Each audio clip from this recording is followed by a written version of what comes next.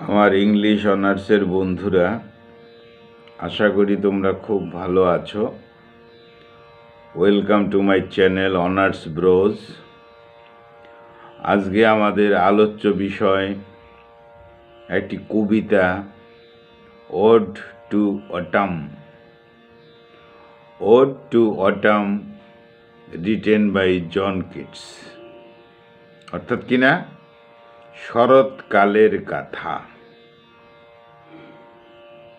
আমাদের এই John Keats প্রকৃতির কবি, একথা তো বলার অপেক্ষাই রাখে না। কবি নিজে একটা কথা বলতেন। কি বলতেন? কবি বলতেন, আমি প্রকৃতিকে শুনতে পারি, আমি প্রকৃতিকে অনুভব করতে পারি। সেন্সুয়াস। আমি প্রকৃতিকে স্পর্শ করতে পারি। অর্থাৎ কি না, কবি প্রকৃতির গুঞ্জন, প্রকৃতির সঙ্গীত, প্রকৃতির কথা শুনতে পারেন, প্রকৃতিকে মনে প্রাণে অনুভব করতে পারেন। এই প্রকৃতি যেন একটা খুব সুন্দর সত্তা, তাকে অনুভব করতে পারেন।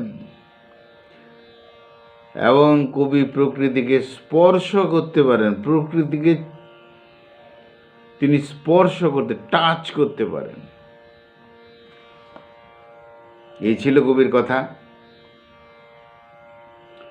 তাহলে বলা যায় যে জন কিটস একজন রোমান্টিক কবি।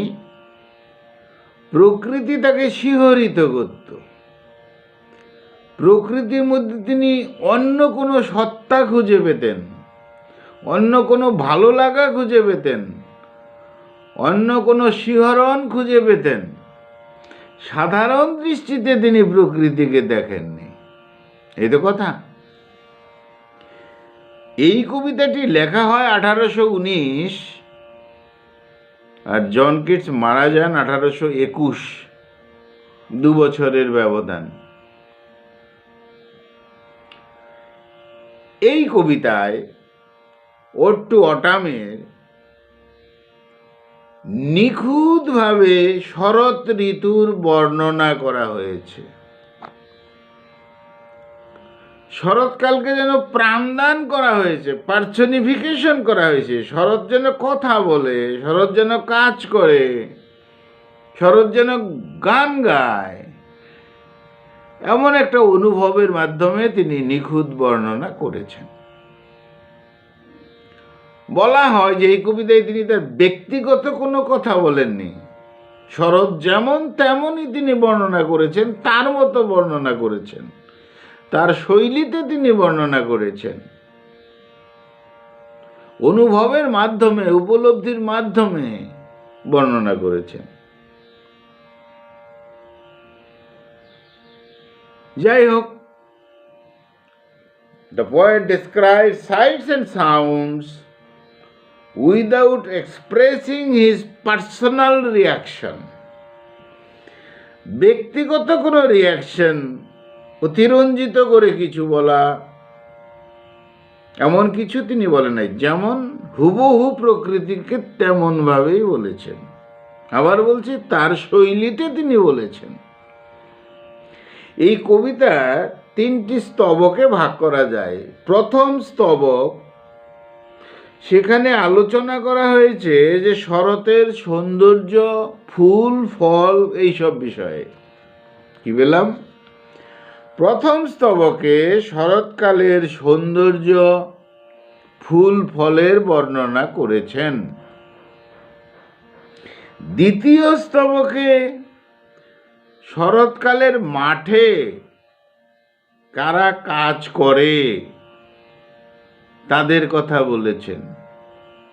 আর তৃতীয় স্তবকে শরৎকালে প্রকৃতির সঙ্গীত, প্রকৃতির গান, অর্থাৎ শরৎকালের সঙ্গীত সম্পর্কে তিনি বলেছেন। এই 3টা বিষয়ই বলেছেন। তাহলে প্রথম স্তবকে শরতের সৌন্দর্য তার কথা বলেছেন, অর্থাৎ সৌন্দর্য অপরূপা, শরৎকাল অপরূপা।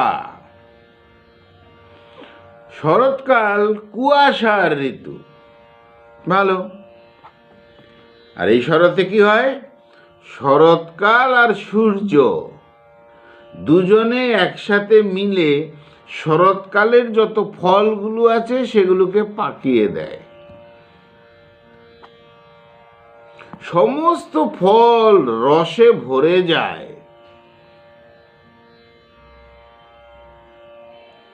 বিশেষ কিছু ফুল ফোটে এই শরৎকালে, সেটা শরতের নিজস্ব ফুল। এদিকে মৌমাছিরা মধু সংগ্রহ করে ফুলে ফুলে, এবং মৌচাকের যে ছেল সেটা পূর্ণ হয়ে যায় মধুতে। এই ছিল প্রথম স্তবকের বর্ণনা। দ্বিতীয় স্তবকে বলা হয় শরতের এই ঋতুতে কোন কোন পেশার বা জীবিকার মানুষেরা কাজ করে।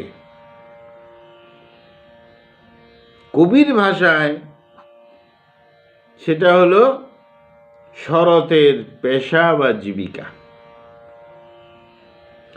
শরৎকালকে এমনভাবে প্রাণদান করেছে যে শরৎকালে মানুষ কাজ করছে না, শরৎকাল নিজেই কাজ করছে।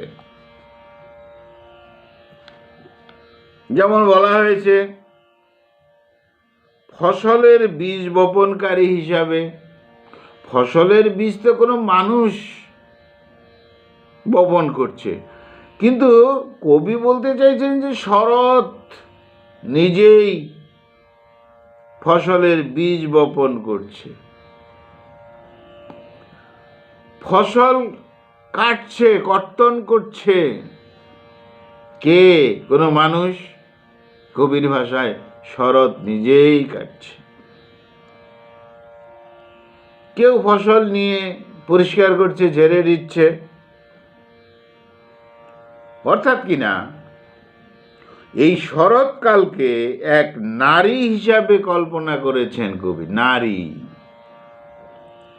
যে নারী ফসল বপন করছে, ফসল কাটছে, ফসল মজুত করছে, সব কাজ করছে। অর্থাৎ দ্বিতীয় স্তবকে আমরা পেয়েছি, এখানে সিম্বলাইজ করা হয়েছে শরৎকে এক নারীর সাথে, জীবিকা নারীর সাথে। এই নারী বসে আছে কোথায়? সাইডার প্রেসের কাছে, আপেলের রস পড়ছে সেখান থেকে। বাহ!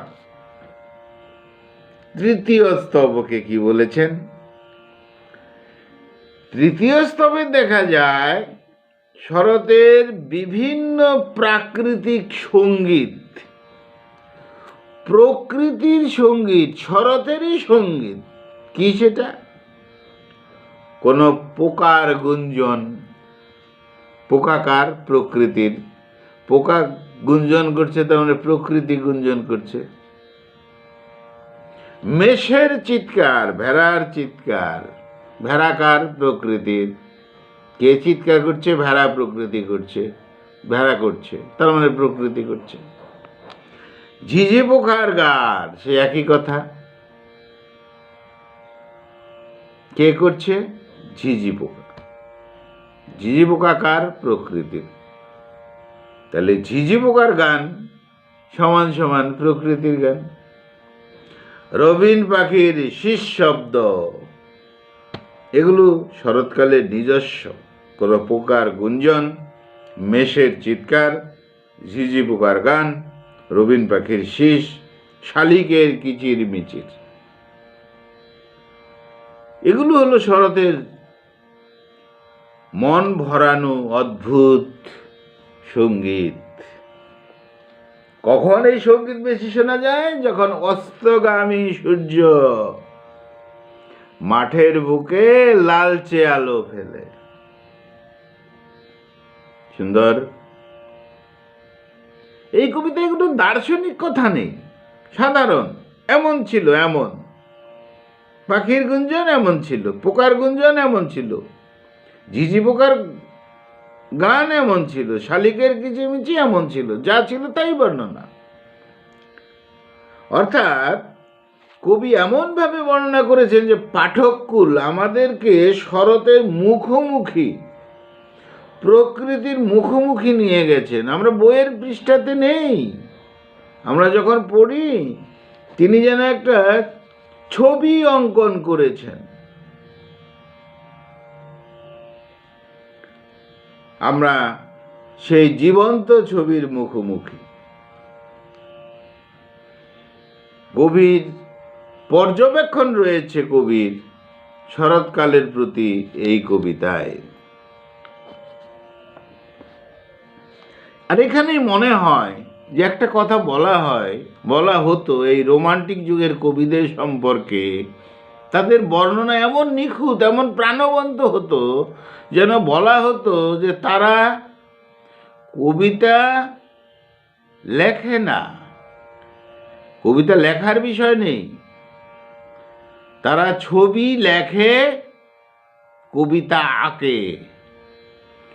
তারা ছবিকে তারা লেখে, তাদের লেখার মাধ্যমে ছবি লেখে আর কবিতা আঁকে, অঙ্কন করে, বলা হতো তাদের বিষয়ে। আর এখানে আমরা তাই দেখি, এমনভাবে লিখেছেন যে কবিতা তিনি লিখেছেন না, কবিতা তিনি এঁকেছেন। যাই হোক, তার যে বড় উক্তি, beauty is truth, truth beauty, যা সত্য তা সুন্দর, যা সুন্দর তা সত্য, এই শরৎকালের সত্য এবং সুন্দর দুটির কম্বাইন্ড অবজারভেশন, এই পর্যবেক্ষণের মধ্যে দেখা গেছে এর মধ্যে সত্য, সত্য, এরকম সত্য, সুন্দরও বটে। এই তো ছিল আমাদের কবিতা। তাহলে the poem has a pictorial description of season of autumn. কি পেলাম? চিত্রায়িত বর্ণনা কার? শরৎকালের পেলাম। দ্বিতীয়ত কি পেলাম?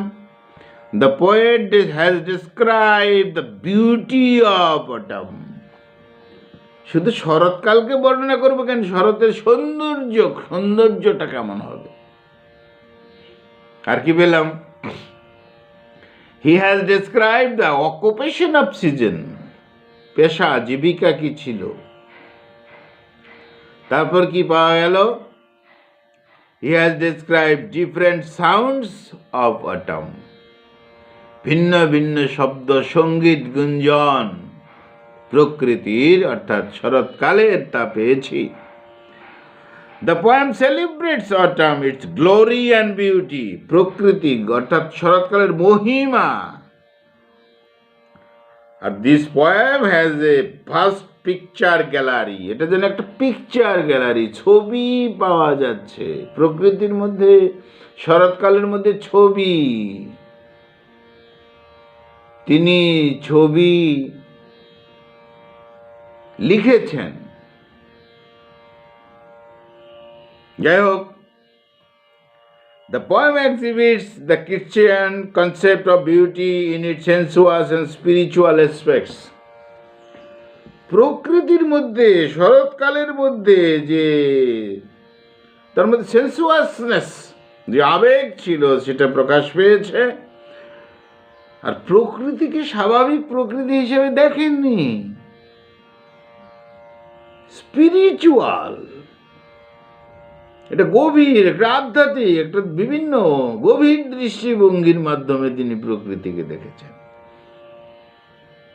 স্বাভাবিক প্রকৃতিকে দেখলে খোলা চোখে কিছু পাওয়া যায় না, গাছ, পাখি, ঘাস, এই আইসাইট, অন্তর্দৃষ্টি দিয়ে প্রকৃতিকে দেখলে শুধু প্রকৃতি দেখা যায় না, প্রকৃতি ছায়া হিসাবে ঈশ্বরকে দেখা যায়, পিছনে দাঁড়িয়ে আছে। দেখা যায় ওই প্রকৃতি মানুষের জন্য কত কিছু করছে, উপকারী বন্ধু দাঁড়িয়ে আছে। অতএব প্রকৃতিকে বিশ্লেষণ করা ছোট্ট কথা নয়, অনুভব করা ছোট কথা নয়। আমি মানুষ, আমাকে ব্যাখ্যা করা হচ্ছে মানে আমিও তো প্রকৃতির অঙ্গ। গাছটা যেমন, পাখিটা যেমন অঙ্গ, প্রকৃতি মানুষের তো সে অঙ্গ। তো আমিও তো প্রকৃতির একটা অবজেক্ট, একটা পার্ট।